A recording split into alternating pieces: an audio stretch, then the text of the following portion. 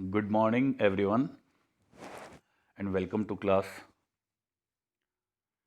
आप सभी को पता ही है हम लोग अपना पॉलिटिकल साइंस फर्स्ट ईयर का सेकंड पेपर अभी पढ़ रहे हैं और इसका फर्स्ट यूनिट हम एक्सप्लोर कर रहे हैं। उसी कंटिन्यूशन में आज जो हमारा चैप्टर है वो है कॉन्स्टिट्यूशन, मेन फीचर्स या salient features of Indian constitution, भारतीय संविधान की विशेषताएं।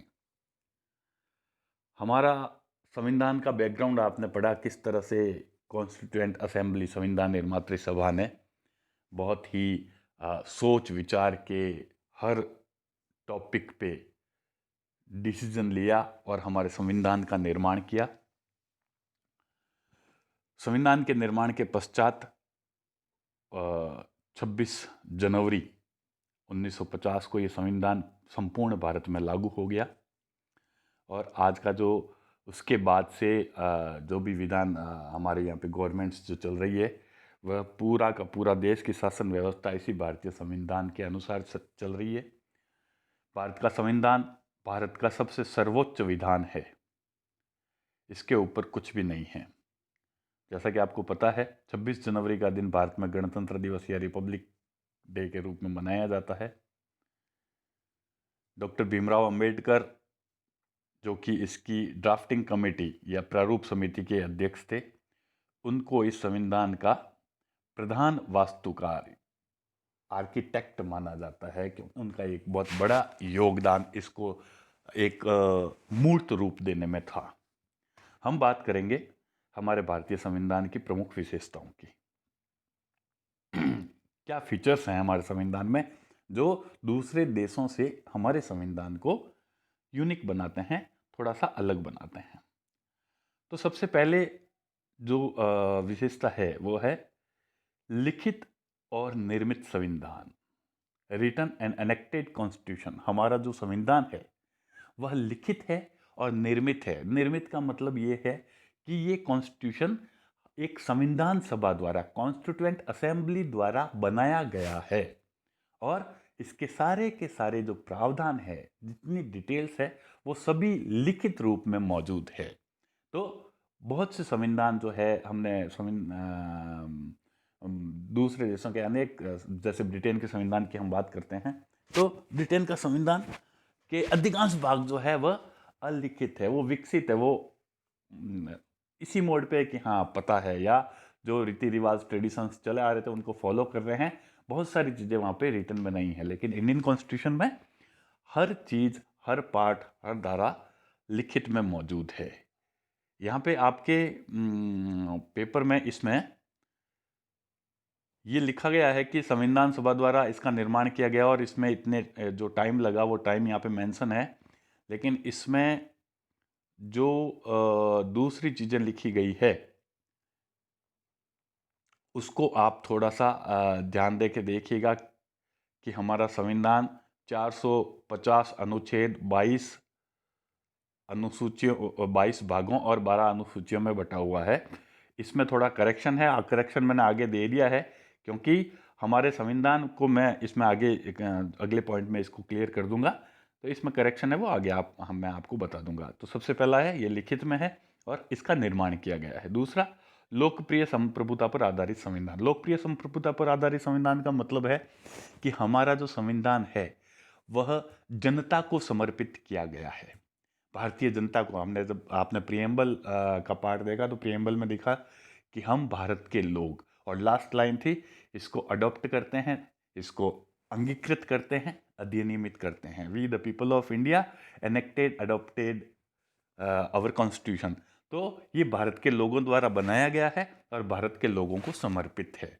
यानी यहाँ पर जितना भी जो सरकार होगी, जो शासन होगा, वह जनता की इच्छा अनुरूप होगा और जनता के प्रति उत्तरदायी होगा। राइट।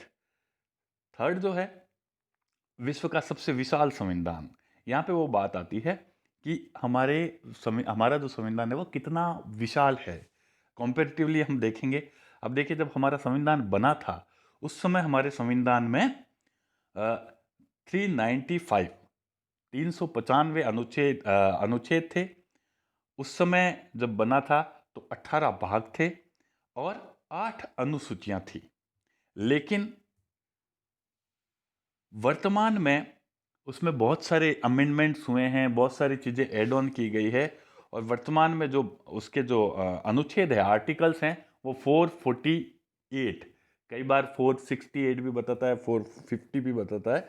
अभी तक 448 पार्ट हो चुके हैं इसके, और सॉरी आर्टिकल हो चुके हैं, और जो इसके भाग हैं वो 25 पार्ट उसके हो चुके हैं। और आप देखिए, जो शुरुआत में 8 अनुसूचियां थी, वो अनुसूचियां अभी बढ़कर जो है वो हो गई है, शेड्यूल्स जो हो गए हैं वो 12 शेड्यूल्स हो चुके हैं। अब हमारा सबसे बड़ा कैसे है, तो आप देखिए उसका अगर हम कंपेयर करने पर हम देखते हैं अमेरिका के संविधान में केवल 7 आर्टिकल्स है, कनाडा में 147 ओनली, ठीक है, ऑस्ट्रेलिया के संविधान में 128, दक्षिण अफ्रीका में 153, और उसके कंपैरिजन में हमारे यहाँ पर 448, लगभग 450 अनुच्छेद अब मौजूद है। तो हमारा संविधान विश्व का सबसे बड़ा संविधान माना गया है। उसका कारण क्या है, इनको आप को डिटेल में नहीं लेना है, छोड़ देना है, केवल आपकी जानकारी के लिए कि हमारा इतना बड़ा क्यों बना है। उसके बाद जो हम चौथी जो हमारे संविधान की विशेषता है वो आती है संपूर्ण प्रभुत्व संपन्न समाजवादी धर्मनिरपेक्ष लोकतांत्रात्मक गणराज्य, sovereign socialist secular democratic Republic, है ना। इसको हम प्रियम्बल में पढ़ चुके हैं। संपूर्ण प्रभुत्व संपन्न मैंने अभी आपको बताया, सोशलिस्ट आपको बताया, धर्मनिरपेक्ष है, हमारा कोई धर्म इस देश में सभी को अपने अपने धर्म के मानने की आज़ादी है। लोकतंत्रात्मक है, पब्लिक द्वारा सरकार को चुना जाता है। और रिपब्लिक है, रिपब्लिक का गणराज्य है। गणराज्य का मैंने आपको बताया कि हमारा जो संवैधानिक मुखिया है, जो नेशन का हेड ऑफ द नेशन है, सर्वोच्च मुखिया जो है, राष्ट्रपति जिसको हम बोलते हैं, वो वंशानुगत ना होकर जनता द्वारा अप्रत्यक्ष रूप से चुना जाता है, ठीक है। उसके बाद आती है संसदीय शासन प्रणाली। हमने पार्लियामेंट्री जो फॉर्म ऑफ गवर्नमेंट को अडॉप्ट किया। ये ब्रिटेन से अडॉप्ट है। आपने अगर सोर्सेज में अगर आपने अच्छे से पढ़ा है तो पार्लियामेंट्री फॉर्म ऑफ गवर्नमेंट क्या होती है, संसदीय जिसमें संसद सर्वोच्च होती है, यानी सारे के सारे निर्णय जो है वो संसद द्वारा लिए जाते हैं, और संसद एक बार जब निर्णय ले लेती है तो फिर उसका वही निर्णय लागू होते हैं। तो संसद का सर्वोच्च होने का मतलब हो गया कि हमारे यहाँ पर संसदीय शासन प्रणाली है। एक दूसरी जो प्रणाली होती है अध्यक्षात्मक शासन प्रणाली, जहाँ पर वास्तविक जो हेड होता है वो राष्ट्रपति होता है, जैसे अमेरिका में है। तो हमारे यहाँ पर संसदीय शासन प्रणाली मुख्य रूप से अपनाई गई है, पार्लियामेंट्री गवर्नमेंट। कठोर एवं लचीला संविधान। हमारे संविधान में कठोरता और लचीलेपन का मिश्रण है। जितना कठोर है उतना ही लचीला भी है। Rigid and flexible. Rigid and flexible को आप समझने के लिए आपको सिर्फ इतना समझना है कि कठोर संविधान किसको कहेंगे और फ्लेक्सिबल या लचीला किसको कहेंगे। तो जिस संविधान में आसानी से अमेंडमेंट ना हो सके, संशोधन ना हो सके, उसको हम कठोर संविधान कहते हैं। और लचीला संविधान वो होता है, फ्लेक्सिबल वो होता है जिसके किसी भी पार्ट को बहुत ही इजी प्रोसेस से उसको चेंज कर दिया जा सके, उसमें अमेंडमेंट किया जा सके। तो हमारे यहाँ पर जो अमेंडमेंट का प्रोसेस है वो आप यहाँ पे देखेंगे, 1, 2 और 3 प्रोसेस इसमें दिए गए हैं। तो कुछ प्रोसेस तो बहुत ही आसान है, लेकिन जब कुछ ऐसे पार्ट हैं जिन पार्ट्स में अमेंडमेंट्स करने के लिए एक बहुत टफ प्रोसेस या बहुत ही स्पेशल मेजोरिटी के साथ उसको करना पड़ता है और वो बहुत मुश्किल होता है, तो ये दोनों का ही मिश्रण है। कुछ प्रोसेस इजीली कर सकते हैं तो वो लचीला हो गया, और कुछ जो अमेंडमेंट्स हैं उसके लिए आप जब इसको डिटेल में पढ़ेंगे तो आपको समझ में आएगा कि इतनी आसानी से परिवर्तन कई पार्ट्स में हम नहीं कर सकते, तो वो कठोरता का रूप आ जाता है। तो हमारे यहाँ पर दोनों ही है, लचीला भी है और कठोर भी है, ठीक है। ये संशोधन प्रणाली है, पूरी अमेंडमेंट सिस्टम है, इसको दिया गया। ये नेक्स्ट ये भी कई बार पूछा जाता है, तो इसको डिटेल में जब हम अमेंडमेंट प्रोसेस पढ़ेंगे तो इसको समझेंगे। नेक्स्ट इसका जो फीचर है वह है एकल नागरिकता, सिंगल सिटीजनशिप। हमारे यहाँ पर नागरिकों को संविधान द्वारा सिंगल सिटीजनशिप दी गई है, एकल नागरिकता प्रदान की गई है। एकल नागरिकता का मतलब होता है कि हम केवल भारत राष्ट्र के नागरिक हैं, हम भारतीय हैं, हम चाहे गुजरात में रहते हैं, चाहे राजस्थान में रहते हैं, चाहे महाराष्ट्र में रहते हैं, लेकिन हम सभी भारतीय हैं। अब आप कहेंगे कि हर जगह ऐसा ही होता होगा। नहीं, जो बहुत सारे फेडरल स्टेट्स हैं वहाँ पर नागरिकों को, जैसे अमेरिका या स्विट्ज़रलैंड को देख लीजिए, तो वहाँ पे नागरिकों को बहुल ड्यूअल नागरिकता दी जाती है, दोहरी नागरिकता दी जाती है। वो जिस स्टेट में रहते हैं उस स्टेट के भी वो सिटीजन होते हैं, और यूएसए में हैं तो यूएसए के सिटीजन होते हैं। तो वो दो तरह के नागरिक वहाँ पे माने जाते हैं, जबकि हमारे यहाँ पर एकल नागरिकता प्रदान की गई है। फिर धर्मनिरपेक्ष राज्य है, सेक्युलर स्टेट है, आपको पता है। हम यहाँ पर अपने किसी भी धर्म को, मान्यता को मान सकते हैं। हमारे भारत देश का कोई धर्म नहीं है, और ना ही सरकार, शासन या ना ही कोई व्यक्ति किसी भी व्यक्ति को किसी धर्म को मानने के लिए बाध्य कर सकता है, या अपने उसके खुद के धर्म को मानने में कोई रुकावट डाल सकता है। देन आगे आता है न्यायपालिका की सर्वोच्चता एवं संसदीय सर्वोच्चता का मिश्रण। अब यहाँ पर आती है बात कि संसद सर्वोच्च है या न्यायपालिका सर्वोच्च है। हमने कहा कि हमारे यहाँ पर संसदीय शासन प्रणाली अपनाई गई है, तो संसद सर्वोच्च है, लेकिन कई जगह न्यायपालिका सर्वोच्च होती है और संसद गौण होती है। गौण का मतलब वहाँ पे संसद को ज़्यादा पावर नहीं होते, पार्लियामेंट को ज़्यादा पावर नहीं होते हैं।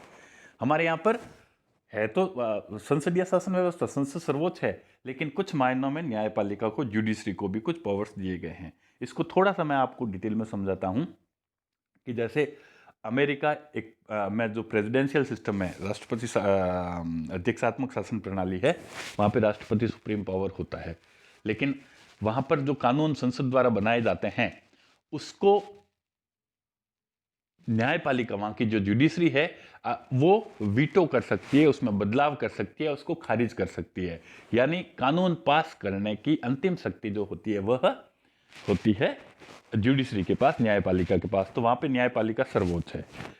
दूसरा, संसदीय सर्वोच्चता का सबसे अच्छा उदाहरण है ब्रिटेन में। ब्रिटेन में संसद ने जो कानून बना दिया उसको वहाँ का राजा या रानी भी डिनाई नहीं कर सकते, उसको वीटो नहीं कर सकते। जो संसद ने कह दिया वो फाइनल कानून होता है ना। इसके बारे में कहा जाता है कई बार कि ब्रिटेन की संसद केवल मेल को फीमेल या फीमेल को मेल नहीं कर सकती, उसके अलावा सारे काम कर सकती है। यानी जो संसद में कानून बन गया वहाँ पे तो फाइनल है। अब हमारे यहाँ पर क्या किया गया है, हमारे यहाँ पे संसद ही कानून बनाती है, सारा जो पावर है वो संसद के पास है। लेकिन उसके साथ ही साथ अमेरिका का जुडिशियल रिव्यू जो सिस्टम है वो भी हमने अडॉप्ट किया है। यानी हमारे यहाँ पर अगर कोई भी कानून ऐसा हो जो कि संविधान के खिलाफ बना हुआ हो, संसद अगर संविधान को इतर मानकर अगर कोई संवैधानिक कानून बनाती है, संशोधन करती है, तो उसको न्यायालय में चुनौती दी जा सकती है और जुडिशियल रिव्यू के द्वारा उसमें चेंजेस किया जा सकता है। तो यहाँ पे संसद और न्यायिक सर्वोच्चता का एक जो मिश्रण है वो हमारे संविधान में दिया गया है। देन मौलिक अधिकार और कर्तव्य। मौलिक अधिकार हमें फंडामेंटल राइट्स दिए हैं। कितने हैं? 6 राइट्स हैं, आपको पता होगा अगर आपने प्रीवियस क्लासेस में पढ़ा होगा। और उसी के साथ जहाँ पे अधिकार होते हैं वहाँ पे कर्तव्य निश्चित तौर पर होते हैं। हमारे यहाँ पर कुछ फंडामेंटल ड्यूटीज़ भी, हमारे जो मौलिक कर्तव्य हैं वो भी दिए गए हैं कि एक देश के नागरिक के रूप में हमें क्या क्या चीज़ें पालन करनी चाहिए। इनको हम जब इसका अलग से चैप्टर है तो उसको डिटेल में समझेंगे। उसके बाद नीति निर्देशक तत्व, डायरेक्टिव प्रिंसिपल्स ऑफ स्टेट। संविधान में नीति निर्देशक तत्वों को शामिल किया गया। नीति निर्देशक तत्व भी एक अलग से चैप्टर में आगे आएंगे, वो पढ़ेंगे, लेकिन मैं आपको थोड़ा शॉर्ट में बता दूं कि ये चीज़ें होती है किसी भी स्टेट के वेलफेयर के लिए, कि संविधान में एक डायरेक्शन दिया गया है गवर्नमेंट को कि आपको अपने सिटीजन्स के लिए, अपने नागरिकों के लिए, वेलफेयर के लिए, उनके विकास के लिए कुछ ऐसी चीज़ें हैं जो शासन से इतर भी करनी पड़ती है। उनके स्वास्थ्य, उनके रोजगार, उनकी सामाजिक जीवन को बरकरार या अच्छा बनाने के लिए आपको कुछ ऐसे काम भी करने पड़ेंगे या करने चाहिए जिससे आपके नागरिकों का जीवन स्तर उच्च हो जाए। तो उनको हम डायरेक्टिव प्रिंसिपल्स कहते हैं और वो डायरेक्टिव प्रिंसिपल्स संविधान में शामिल किए गए हैं। वयस्क मताधिकार, एडल्ट फ्रेंचाइजी जिसको बोलते हैं, आपको पता होगा हमारे यहाँ पर वयस्क मताधिकार की व्यवस्था की गई है। संविधान जब बना था तो प्रत्येक 21 वर्ष के नागरिक को वोट देने का अधिकार था, है ना। उसके बाद आपको पता है 61वें संविधान संशोधन द्वारा ये जो लिमिट थी एज की, ये 21 वर्ष से घटाकर 18 वर्ष कर दी गई है। लोक कल्याणकारी राज्य, वेलफेयर स्टेट। मैंने बताया था आपको अभी कि पहले जो स्टेट्स के जो मूल काम होते थे, देश की रक्षा करना, शासन चलाना, ये इतना ही काम उनका होता था। लेकिन अब एक कदम आगे बढ़ के विश्व के जितने भी देश हैं वो सारे वेलफेयर स्टेट्स की ओर अग्रसर है। वेलफेयर स्टेट वो होता है जो नागरिकों को केवल शासन व्यवस्था के अलावा उनके सामाजिक, आर्थिक आदि जो जीवन है, जो परिस्थितियां हैं, उनको अच्छा बनाने का प्रयास करता है। उनके जीवन में मतलब उनके 360 डिग्री डेवलपमेंट जिसको हम कहेंगे, सर्वांगीण विकास, उनके स्वास्थ्य के लिए, उनके रोजगार के लिए, उनके बच्चों के अच्छे भविष्य के लिए, बच्चों के स्वास्थ्य के लिए जितनी सारी योजनाएं चलाई जाती है, वो सारी की सारी योजनाएं जितनी अधिक होगी, ऐसे स्टेट वेलफेयर स्टेट कहलाएंगे। ये चैप्टर भी आपके यहाँ पे डिटेल में पूरा है आगे, तो इसको हम वहां पे समझेंगे। देन नेक्स्ट आ गया अनूठा प्रलेख, यूनिक डॉक्यूमेंट्स। हमारा संविधान एक यूनिक डॉक्यूमेंट्स है। यूनिक डॉक्यूमेंट्स कैसे है?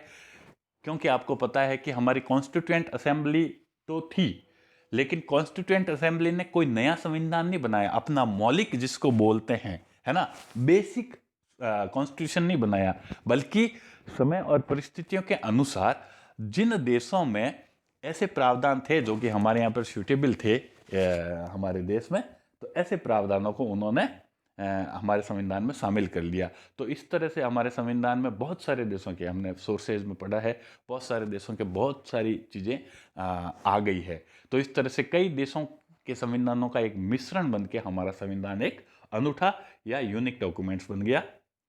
देन विश्व शांति का समर्थक, सपोर्टर ऑफ वर्ल्ड पीस, वसुदेव कुटुंबकम, हमारे सनातन काल से चली आ रही एक ऐसी एक मूल वाक्य है जिसके इर्द गिर्द हमारी भारतीय संस्कृति घूमती है, और उसी संस्कृति को आगे भी अक्षुण्ण रखते हुए हमारे संविधान में विश्व शांति और भाईचारे को बढ़ाने के प्रयास करने के लिए एक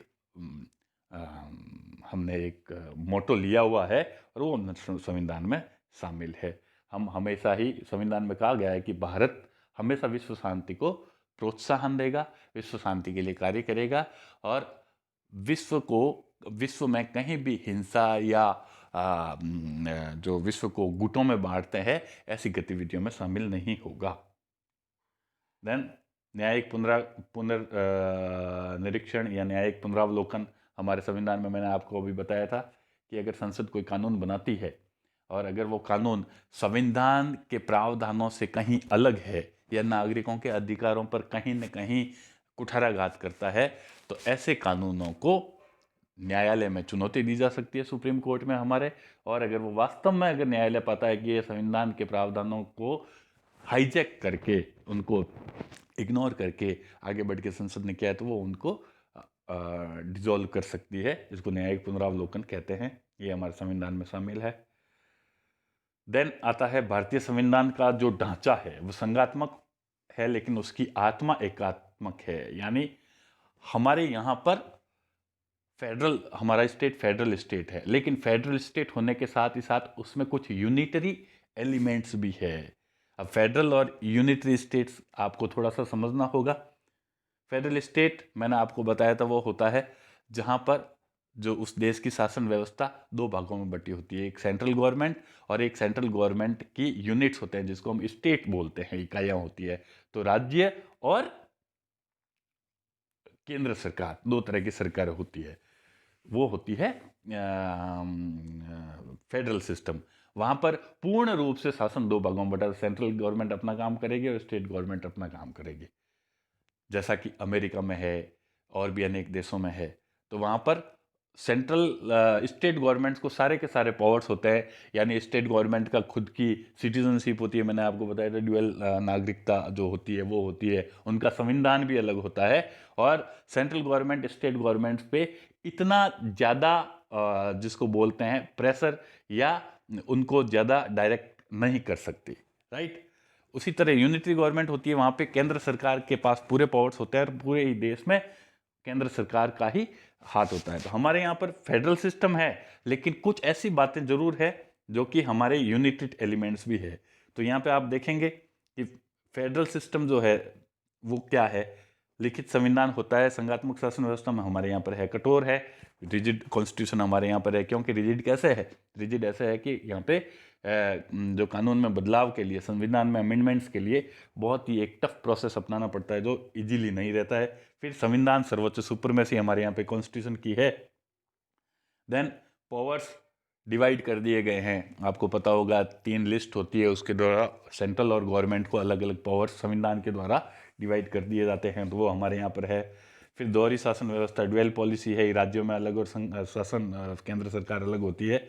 और न्यायपालिका की विशिष्ट special position of the judiciary. Judiciary हमेशा हमारे यहाँ पर ऐसे है कि वो चाहे तो सेंट्रल और स्टेट दोनों के ही संविधान को रिव्यू कर सकती है। तो ये सारी की सारी जो फेडरल एलिमेंट्स है वो है। उसी के साथ आप देखिए यूनिटरी एलिमेंट्स भी हमारे यहाँ पर है कि फेडरल स्टेट होते हुए भी हमारे यहाँ पर सिंगल सिटीजनशिप है, एकल नागरिकता ही है। दूसरा, पावर्स का सेपरेशन कर दिया गया है, शक्तियों का बंटवारा कर दिया गया है। लेकिन हम जब उनको पढ़ते हैं तो हम देखते हैं कि संविधान द्वारा ज़्यादातर पावर्स जो है वो केंद्र सरकार को दिए गए हैं, यानी केंद्र सरकार के पास ज़्यादा पावर है स्टेट्स के अलावा। फिर हम देखते हैं संघ और राज्यों के लिए एक ही संविधान है, हमारे यहाँ पर कॉन्स्टिट्यूशन एक ही है, स्टेट्स के लिए अलग कॉन्स्टिट्यूशन नहीं है। तो ये यूनिटी एलिमेंट्स है, क्योंकि फेडरल सिस्टम में ये आवश्यक रूप से स्टेट्स और सेंट्रल के लिए अलग अलग कॉन्स्टिट्यूशन होता है। उसके बाद संसद को राज्यों की सीमाओं में परिवर्तन करने का अधिकार, right of parliament to alter the boundaries of the state. अब केंद्रीय संसद है वह राज्यों के बारे में जितने भी डिसीजंस होंगे जो स्टेट्स के बारे में, जैसे राज्य किसी को छोटा करना है बड़ा करना है, एक ही स्टेट के 2 पार्ट कर दिया, आपने देखा होगा हमारे यहाँ पर पहले कम स्टेट से, फिर जैसे जैसे पॉपुलेशन बढ़ी तो स्टेट्स को स्टेट बाउंड्रीज हमने चेंज की है, नए स्टेट नए बने हैं, कुछ के पार्ट इधर से लेके उधर डाल दिए गए हैं। तो ये सारे के सारे डिसीजन जो है वो संसद में लिए जाते हैं। फिर यूनिफॉर्मिलिटी इन बेसिक मैटर्स, कुछ चीज़ों में एक यूनिफॉर्मिलिटी है। राष्ट्रपति द्वारा राज्यपाल की नियुक्ति, स्टेट का हेड, जैसे हमारे यहाँ पर सेंट्रल का जो संवैधानिक मुखिया होता है, जो कॉन्स्टिट्यूशनल हेड होता है वो प्रेसिडेंट होता है, वैसे ही स्टेट का जो हेड है वह कॉन्स्टिट्यूशनल हेड गवर्नर होता है, राज्यपाल होता है। अब आप देखिए स्टेट हेड की जो राज्यपाल की नियुक्ति है, अपॉइंट कौन करता है? राष्ट्रपति करता है। तो ये यूनिटी एलिमेंट है। राज्यों की दुर्बल वित्तीय स्थिति का मतलब होता है कि फाइनेंशियल कंडीशन, फाइनेंशियली स्टेट जो है वो सेंट्रल पर डिपेंड होते हैं। आप कई बार देखते हैं कि राज्य हमेशा केंद्र से सहायता मांगते रहते हैं हमारे यहाँ पर। उसके बाद राज्यों को राज्यसभा में समान प्रतिनिधित्व नहीं है, इसको भी आप देखते, राज्यसभा में प्रत्येक राज्य को एक हमारे यहाँ पर संसद के 2 पार्ट होते हैं, लोकसभा राज्यसभा। उसमें हम जब डिटेल में पढ़ेंगे तो आपको समझ में आएगा कि हर राज्य को एक समान स्थिति प्राप्त नहीं है, बड़े राज्य की वहाँ पे सीटें ज़्यादा है, छोटे राज्य की कम है। देन संविधान संशोधन में राज्यों का बराबर अधिकार नहीं है। अमेंडमेंट सिस्टम में राज्यों की भूमिका बहुत ही नगण्य है, कुछ ही प्रावधानों में राज्य को पूछा जाता है, वरना संसद ही अपने आप ही कर लेती है। तो इस तरीके से हमारे यहाँ पर फेडरल सिस्टम है, लेकिन उसमें कुछ यूनिटरी एलिमेंट्स या एकात्मकता के तत्व भी शामिल है। यहाँ मैं आपको एक बात और बता दूँ कि ये फेडरल सिस्टम और यूनिटरी एलिमेंट्स को डिटेल में इसलिए यहाँ पे समझाया गया है क्योंकि इसका एक अलग क्वेश्चन भी कई बार बनता है।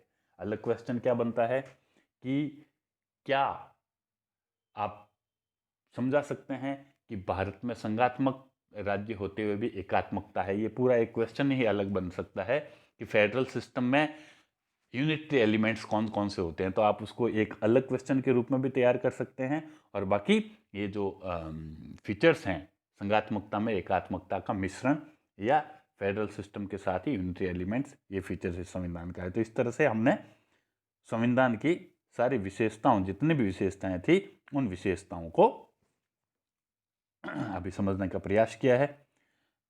इंग्लिश मीडियम वालों के लिए मैंने वैसे ही इसी तरह से आगे डाल दिया है। आपको मैंने बताया था कि जो पार्ट है कॉन्स्टिट्यूशन का, मैंने यहाँ पे एक मेंशन किया है कि कितना बड़ा कॉन्स्टिट्यूशन है या उसमें अभी कितने पार्ट है, कितने आर्टिकल्स है, कितनी है। तो आप देखिए जब बना था ओरिजिनली तब 395 आर्टिकल्स, 22 पार्ट थे एंड 8 शेड्यूल थे, है ना। 395 अनुच्छेद थे, 22 भाग थे और 8 अनुसूचियां थी। इस समय 448 आर्टिकल्स है, 448 अनुसूचियां, फिर 25 पार्ट्स, 25 भाग हैं, और जो शेड्यूल्स हैं वो हो गए हैं 12, अनुसूचियां 12 हो गई है, राइट। तो ये आप ध्यान रखना। और ये सारे के सारे पार्ट्स जो हैं उसको एक्सपेंड नहीं करके जिसमें भी अमेंडमेंट्स किया गया है, जैसे अनुच्छेद 120 या 309, तो उसमें जो संशोधन है वो 309A, 309B, 309C ऐसे करके बढ़ाया गया है, नंबर्स नहीं बढ़ाया गया है, इसका ये ध्यान रखना आप। इसी तरह इंग्लिश मीडियम वालों के लिए मैंने आपको दिए, इसमें आप सभी लोग देख सकते हैं। संविधान के बारे में अगर आपको एक ब्रीफ एट ए ग्लांस देखना हो तो कब हुआ, उसके बाद इफेक्टिव कब हुआ, बना कब 26 नवंबर 1949 को, और लागू कब हुआ 26 जनवरी 1950 को, राइट।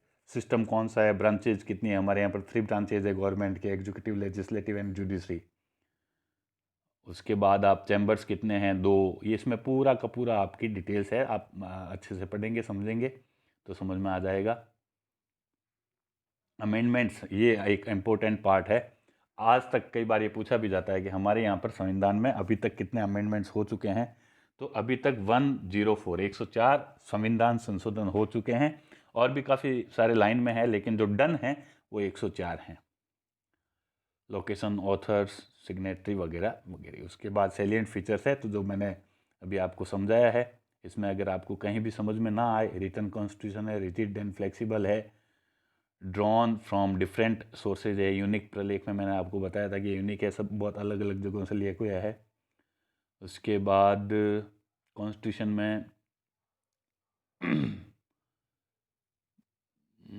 सॉवरिन डेमोक्रेटिक रिपब्लिक है, मैंने आपको समझाया, secular state, socialistic state, fundamental rights and constitutional remedies, fundamental duties, directive principles, federal polity, parliamentary system of government, adult franchise, reservation in legislature and service for backward classes, आरक्षण इसमें शामिल किए गए हैं। मैंने आपको बताया था कि माइनॉरिटीज़ वो उसी में आ जाता है जिसमें हम वेलफेयर स्टेट की बात करते हैं कि माइनॉरिटीज़ के लिए रिजर्वेशन है, जो भी पिछड़े वर्ग हैं उनको एक्स्ट्रा उनके विकास के लिए उसमें कुछ प्रावधान दिए गए हैं।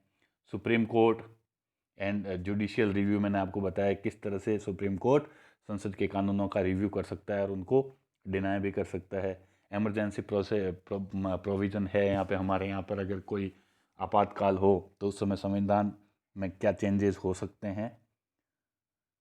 और प्रोविज़न ऑफ इंडिपेंडेंट एजेंसीज, कुछ ऐसी एजेंसीज है जो हमारे यहाँ पर स्वायत्त है, इंडिपेंडेंट है, जिस पे सरकार का कोई प्रेशर नहीं रहता है। जैसे आपने चुनाव आयोग नाम सुना होगा, इलेक्शन कमीशन सुना होगा, है ना। इसके अलावा आपने नाम सुना होगा पीएससी, पब्लिक सर्विस कमीशन, ये जो आरपीएससी और यूपीएससी होते हैं, यूपीएससी का नाम सुना होगा आपने। फिर आपने कैग सुना होगा, कंट्रोलर ऑफ ऑडिटर जनरल। उसके बाद फाइनेंस कमीशन आपने नाम सुना होगा, वित्त आयोग जिसको बोलते हैं। तो ये सारी एजेंसीज हैं, उन पे उनके संवैधानिक जो हेड होते हैं वो अलग होते हैं और गवर्नमेंट का उसमें कोई रोल नहीं होता है। तो ये सारी की सारी विशेषताएं जो हमारे संविधान में दी गई है। ठीक है, तो आज का ये चैप्टर हम यहीं समाप्त करते हैं। आशा है आपको समझ में आया होगा। उसके बाद भी आप बिल्कुल फ्री हैं किसी भी चैप्टर को समझने के लिए, मुझसे कांटेक्ट करने के लिए। Okay, bye, have a good day.